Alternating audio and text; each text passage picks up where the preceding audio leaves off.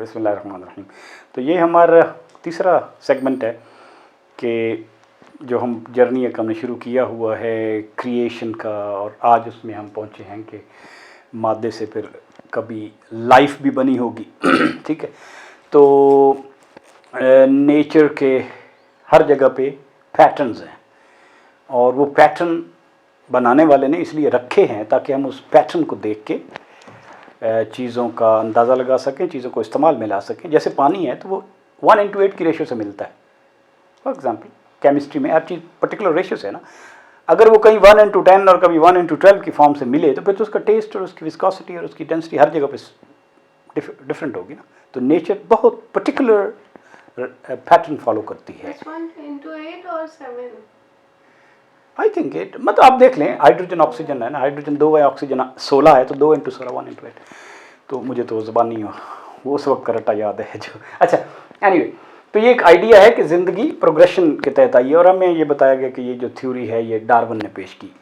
बिल्कुल नहीं, डार्विन बहुत बड़ा बंदा था, और डार्विन की किताबें पढ़े तो आपको पता चलता है कि बंदे ने कितना ज़बरदस्त काम किया है। उसकी रिलीजियस इंक्लिनेशन भी थी। गैलापागोस आइलैंड हैं, गैलापागोस आइलैंड इधर हैं।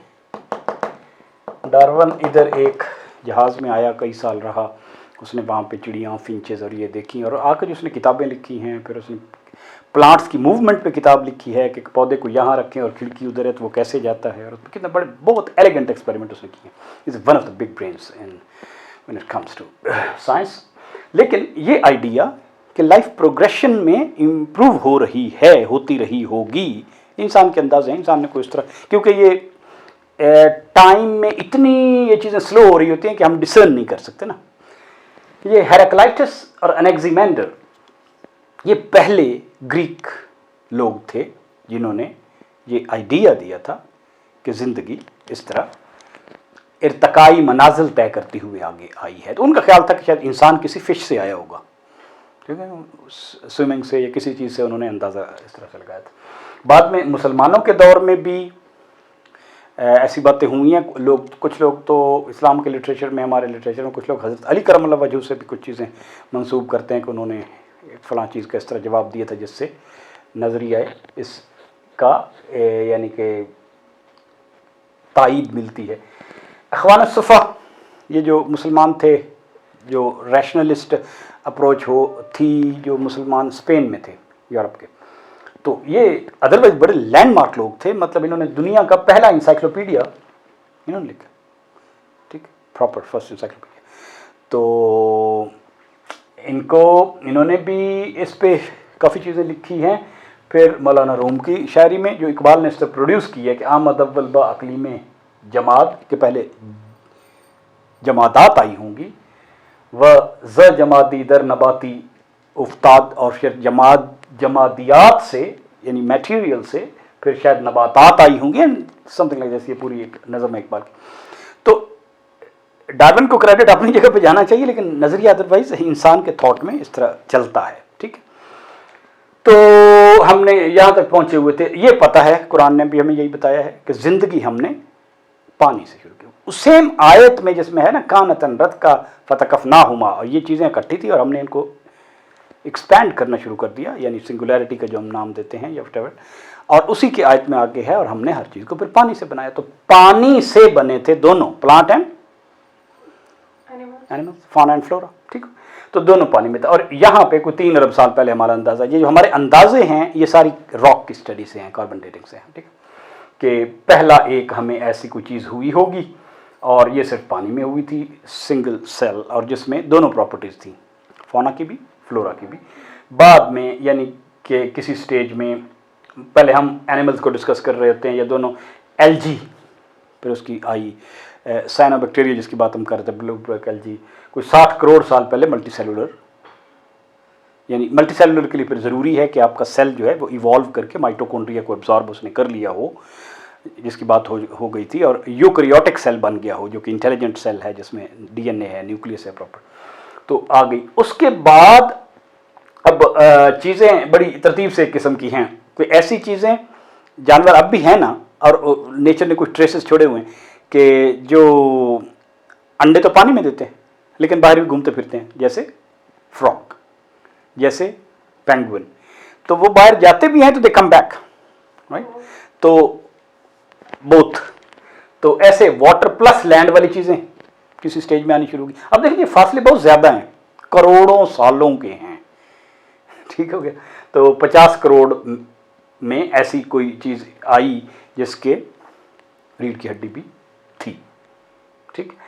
तो इस एज को, ये जो इससे इस आप कह ले कि व्हाटएवर 35 to 50, इसको कहते थे एज ऑफ फिशेस।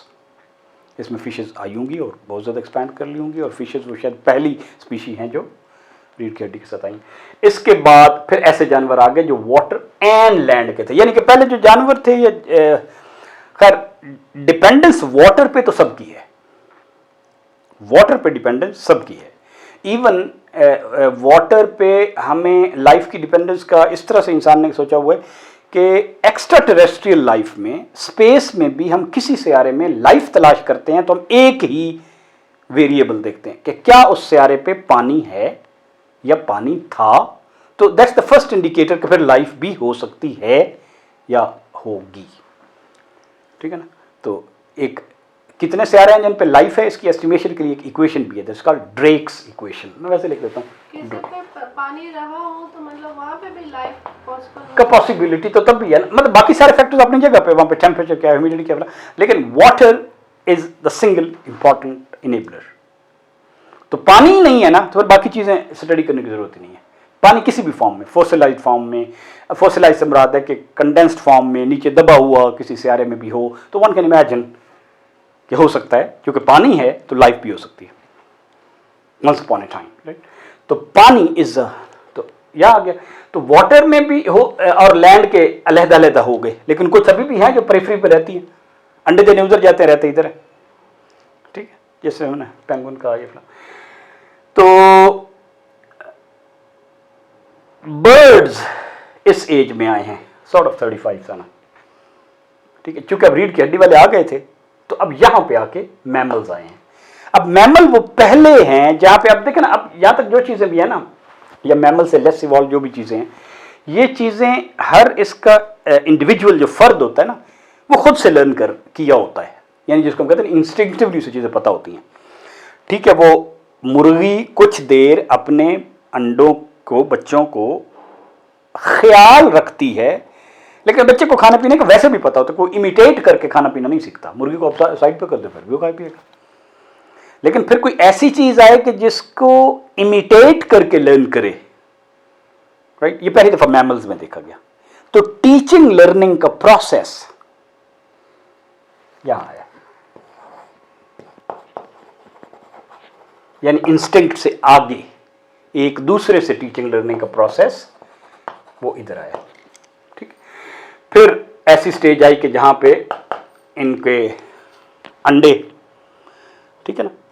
अब नेचर में अभी भी ऐसी एग्जाम्पल हैं कि मैमल्स भी अंडे भी देते हैं, बच्चे भी देते हैं, या फॉर एग्जाम्पल है ना, जैसे डक बिल्ड प्लेटिपस हमने पढ़ा हुआ है, एचिडना एक हमने पढ़ा हुआ है, ठीक है, जिनमें मैमल्स भी हैं और वो अंडे भी देते हैं, समथिंग लाइक दैट, है ना। ऐसा है जिनमें डबल प्रॉपर्टीज हैं, राइट। तो ऐसे पौधे भी तो हैं ना जो जानवरों को खाते हैं, ऐसे पौधे जो इंसेक्ट को खाते हैं ना। तो नेचर में वो सारी वेरिएशंस है, सारी वेरिएशंस है। जैसे हम कहते हैं ना, अल्लाह ताला ने ये जो चीजें बनाई, तो एंड पे आके चले एक बात कर लेते हैं। अभी इंसान है तो इंसान की सारी वेरिएशंस बनाई है। द जनरल पैटर्न इज माँ और बाप से बनेगा, लेकिन विदाउट माँ बाप वाला पैटर्न भी बनाया है, विदाउट माँ वाला पैटर्न भी बनाया है हजरत ईसा अलैहिस्सलाम, विदाउट बाप वाला पैटर्न भी बनाया है। यस, बाप वाला हजरत ईसा वाला है, हाँ, हजरत ईसा अलैहिस्सलाम, हाँ, माँ वाला हजरत हव्वा है। तो हर का पैटर्न है ना। तो असल में मतलब वो खालिक ये बताना चाहता है कि मेरी कोई लिमिटेशन नहीं है कि चूंकि जनरल पैटर्न है तो मैं उसमें फंस गया हूं, right. We should not be fooled कि नेचर के ये पैटर्न जो हैं ये खुद ब खुद बन गए हैं और बनाने वाले को भी अब अख्तियार नहीं रहा। This is a very stupid concept of the creator, ठीक है ना। क्रिएटर किसी वक्त कुछ भी कर सकता है, वो टाइम को रोक भी सकता है, ठीक है ना। वो हमारी ऐसी मिसाल टाइम में हमने डिस्कस भी की हुई। तो इंसान आया है इस सारे प्रोसेस में, लाइफ के प्रोसेस को अगर 24 आवर्स में करें, मिडनाइट में या फर्क करें, तो इंसान 23, 59 आखिरी सेकंड पे आया. So he is the most evolved creature. And we know that 99% species that came perished. They played their role and went away. Does not mean they came for no purpose. They came for a purpose, did their role in setting the environment and ecosystem for the future and left. ठीक? जैसे एक species या category साइंसदान लिखते हैं एमोनाइट्स थे, अब उनका एक भी नहीं है, पूरी की पूरी स्पीशी नहीं है. डायनासोर आए, ठीक है, और डायनासोर 6.5 करोड़ साल पहले, 65 मिलियन साल पहले एक ही दिन में वाइप आउट हो गए. ठीक है, ऊपर से एक मीटियर आया, प्रॉबेबली वो कहते हैं कि इधर आया था, ये जो गल्फ ऑफ मैक्सिको है ये जगह, उसके इसको कहते हैं चिक्सोल्यूब इवेंट या केटी इवेंट. ठीक है ना, तो ठीक, बच्चों को देने का एक्सपेरिमेंट, छोटा सा प्रोजेक्ट ये बड़ा अच्छा हो सकता है कि गूगल है ना, तो जाके देखें व्हेन डिड द क्रो कब आया था, when did the sparrow came, when did the bee came, when did the fish came. तो उनको अब गूगल बता देता है, oh yo yo, and they can make the timeline themselves. तो दे विल सी कि इंसान ने जो फॉसिल की रॉक की स्टडी की है इसी तरह ही की है. अगर प्लांट्स को देखें तो देखें प्लांट्स एल्जी आए, फिर मॉसेज आए, फिर ऐसे प्लांट आए जिनमें ऊपर नीचे फ्लो करता है, जिनमें कुछ सेल प्लांट ने डेड कर लिए हैं जो पानी के फ्लो में काम आते हैं. ठीक है, और कुछ फूड के फ्लो में काम आते हैं, तो फ्लोएम और जाइलम वाले आए. फिर वुडी प्लांट्स आए हैं. फिर प्लांट ने भी इवॉल्व हो के ये फीचर पैदा प्लांट में हो गया कि सीड्स अलहदा मैं कर लेती हूँ ताकि मेरे सीड फैल लें. अब प्लांट खुद थोड़ी इंटेलिजेंट कर रहा है डिसीजन कि मेरे सीड फैलें, राइट. तो उसके सीड अल्लाह ताला ने पैदा किए. फिर फ्लावर्स वाले प्लांट. अब फ्लावर्स वाले प्लांट आने का मतलब ये है कि दूसरी जो डिपेंडेंस फ्लावर की किस पे है, बी पे. बी आ गई होगी तो ना, तो ये ह्यूज मतलब मिलियंस ऑफ वेरिएबल्स इकट्ठे होके द सॉइल उधर क्रिएट हो रही है. सॉइल में वो सॉइल बर्रो वाले कीड़े क्रिएट हो रहे हैं, माइक्रो ऑर्गेनिज्म क्रिएट हो रहे हैं. तो अल्लाह ताला अपनी प्लानिंग में is creating billions of thing with just one कुन. ये सारी क्रिएशन अल्लाह ताला की एक कुन की पैदावार है. तो एक ये हाँ पैटर्न से वही बात जो मैं पहले कर रहा था कि नेचर के पैटर्न हमें भी फूल नहीं होना चाहिए कि ये पैटर्न फिक्स्ड है. नो, मोस्टली यही पैटर्न है, लेकिन कुछ भी हो सकता है. फोटोसिंथेसिस के अलावा नॉन फोटोसिंथेसिस प्लांट्स भी हो सकते हैं. जानवर भी ऐसे हैं जो फोटोसिंथेसिस जिनकी स्किन कर लेती है, राइट. तो इंसान केम एट द लास्ट 12 घंटे में सारे जर्नी को लें तो 23:59 पे आया. और इंसान जहां जहां पे अब हमें लगा आता है तो उसकी जो शक्ल सूरत शुबाहत के हिसाब से इसका कोई ताल्लुक बड़े छोटे से नहीं है. बड़े छोटे का एक ही है, इन्ना अक्रमकुम इंदल्लाहि अतकाकुम, क्या आपका क्रिएटर के साथ कह लें. अब वो इंसान इसमें जो फैले हुए हैं ऑस्ट्रेलियन एक नस्ल के हैं, शक्ल शुबाहत और उसके हिसाब से जितने हमें फॉसिल मिले हैं पुराने, मंगोल्स हैं, कॉकेजियंस हैं, ये इधर अफ्रीका के नीचे जो काले हैं वो निग्रूज हैं, और इधर जो हैं वो कॉप्टिक हैं. बस इंसानों की ये शक्ल है. ये एरिया तो आबादी बाद में हो, यहाँ पे कोई आज तक इंसान का इम्प्लीमेंट नहीं मिला क्योंकि इंसान यहाँ पे तो गया ही बहुत बाद में. इधर से इंसान गया था यहाँ पे इस ब्रिजेस से जब ग्लेशियल एजेस आई. लेकिन इंसान ने क्या क्या किया और किस तरह इतनी नस्लें गईं और किस तरह उसकी ज़ुबानें फैली और फिर किस तरह उसने प्रोफेशन सीखी, ये हमारी अगली किस्म है.